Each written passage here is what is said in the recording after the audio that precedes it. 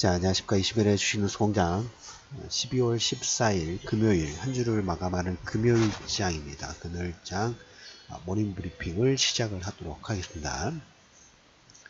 다음 주면 이제 FOMC 회의가 예정이 좀 돼 있습니다.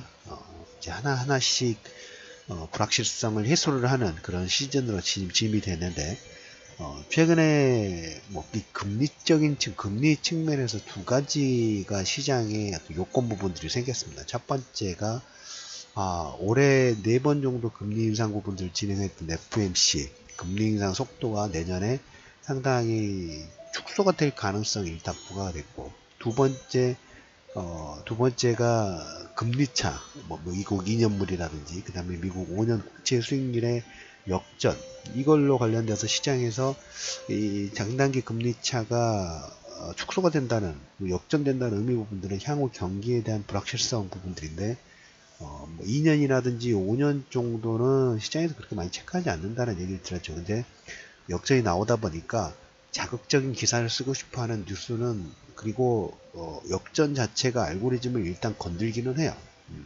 근데 미국 2년이 지금 2.76 정도 되고 미국 5년이 2.75 정도 됩니다. 약간 좀 0.006까지 이 확대가 됐던 게 축소가 되고, 오히려 장단기 금리 차 있죠. 2년하고 10년.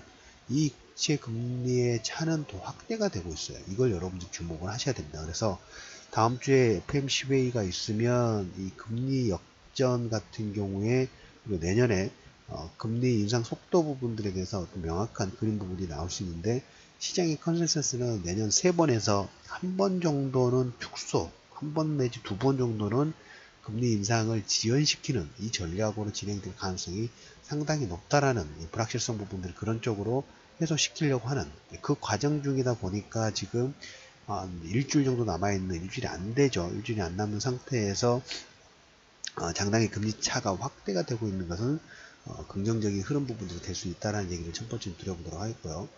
오늘 이제 대림산업이 신고가를 진행했다고 말씀을 좀 드렸어요.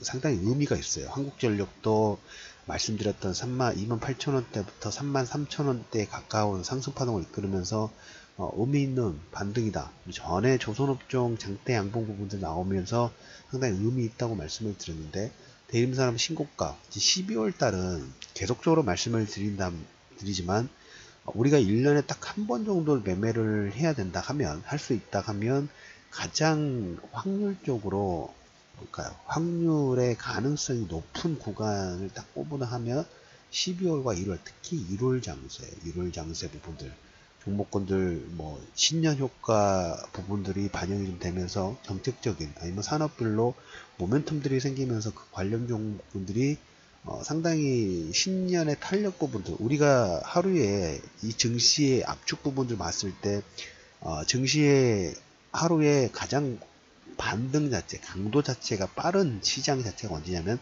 장 시작하자마자예요. 짧게는 30분, 조금 길게 잡으면 1시간 반에서 2시간 정도, 오전장.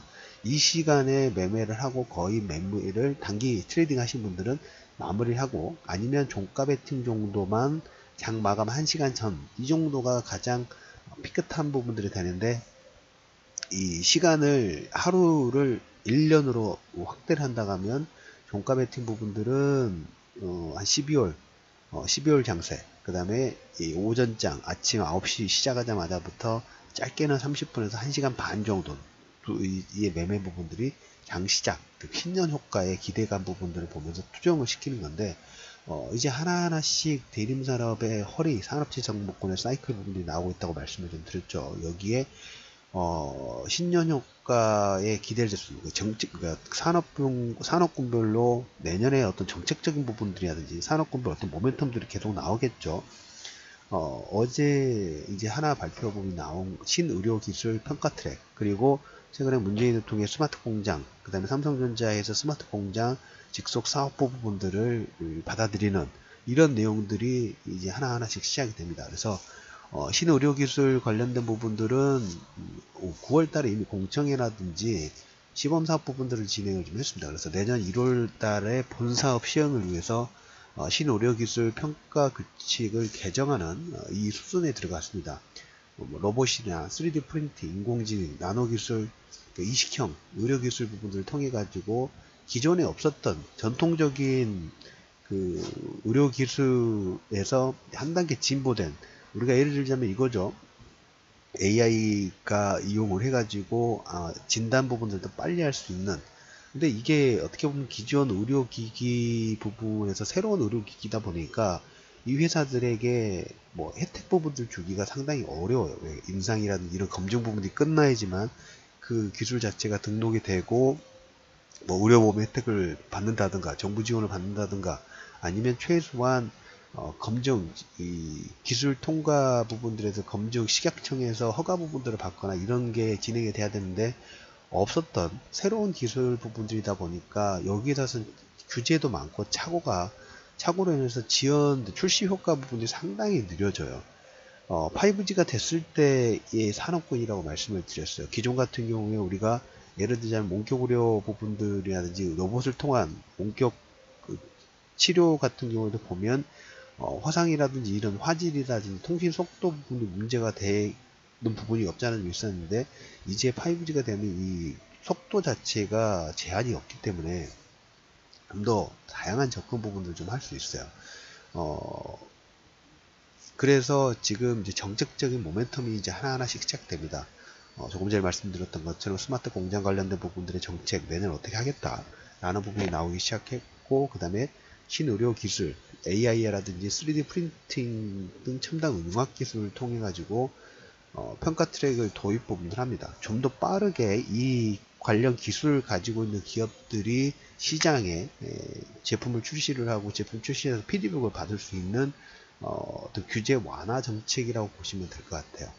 12월과 1월 달에 이런 내용에 많은 관심권 부분들을 키우셔야 돼요. 1차적으로. 그리고 그 다음에 이제 대림산업 신고가 부분들 상당히 의미 있다고 말씀을 드렸어요. 신고가예요.